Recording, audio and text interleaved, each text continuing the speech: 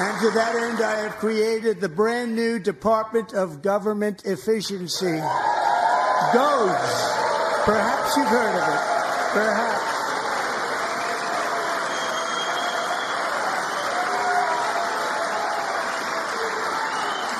Which is headed by Elon Musk, who is in the gallery tonight.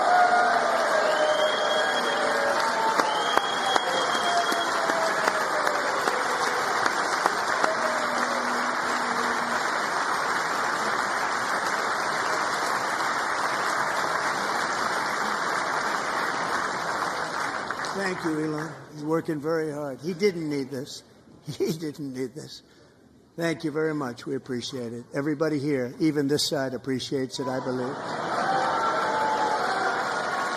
They just don't want to admit that. Just listen to some of the appalling waste we have already identified. $22 billion from HHS to provide free housing and cars for illegal aliens. $45 million for diversity, equity, and inclusion scholarships in Burma.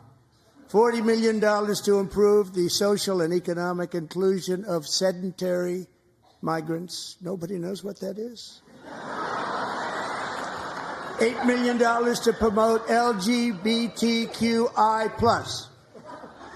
in the African nation of Lesotho, which nobody has ever heard of. $60 million for indigenous peoples and Afro-Colombian empowerment in Central America. $60 million. $8 million for making mice transgender. This is real. $32 million for a left-wing propaganda operation in Moldova. $10 million for male circumcision in Mozambique. $20 million for the Arab Sesame Street in the Middle East. It's a program. $20 million for a program. $1.9 billion to recently created Decarbonization of Homes Committee, headed up, and we know she's involved. Just at the last moment, the money was passed over by a woman named Stacey Abrams. Have you ever heard of her? A $3.5 million consulting contract for lavish fish monitoring. $1.5 million for voter confidence in Liberia. $14 million for social cohesion in Mali. $59 million for illegal alien hotel rooms in New York City. He's a real estate developer. He's done very well. $250,000 to increase vegan local climate action innovation in Zambia. $42 million for social and behavior change in Uganda. $14 million for improving public procurement in Serbia.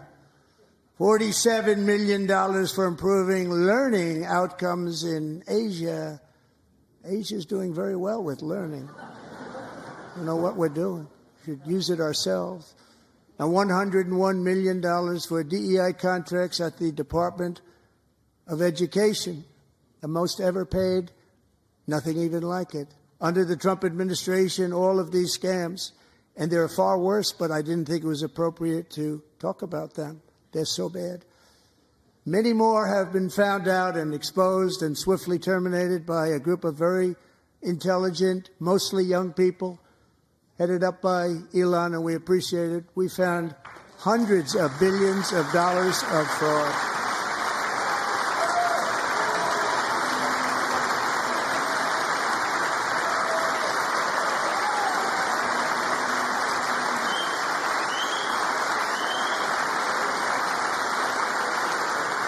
And we've taken back the money and reduced our debt to fight inflation and other things. Taking back a lot of that money. We got it just in time. This is just the beginning. The Government Accountability Office, a federal government office, has estimated annual fraud of over $500 billion in our nation, and we are working very hard to stop it. We're going to. We're also identifying shocking levels of incompetence and probable fraud in the Social Security program for our seniors, and that our seniors and people that we love rely on.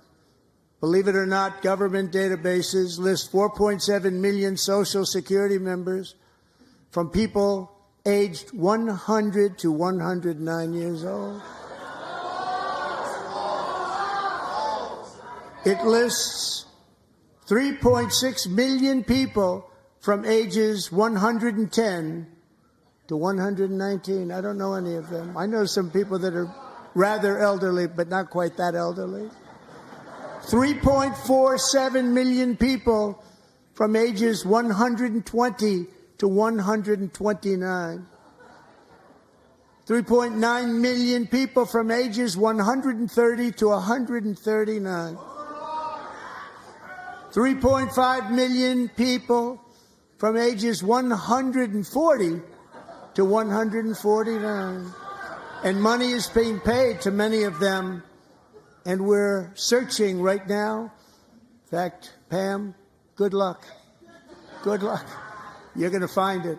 But a lot of money is paid out to people because it just keeps getting paid, and nobody does, and it really hurts Social Security and hurts our country. 1.3 million people from ages 150 to 159, and over 130,000 people, according to the Social Security databases, are age over 160 years old. We have a healthier country than I thought, Bobby.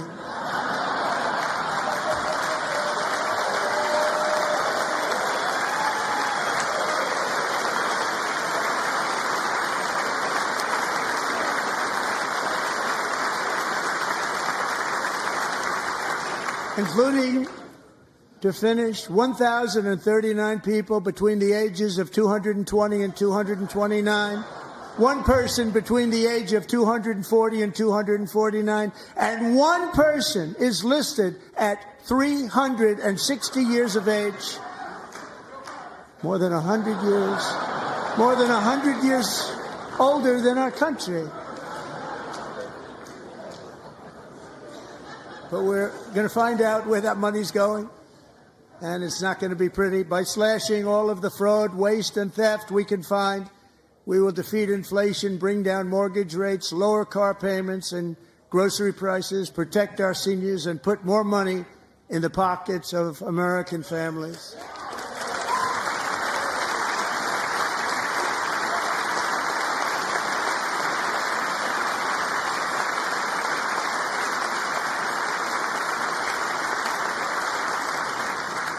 And today, interest rates took a beautiful drop, big, beautiful drop. It's about time.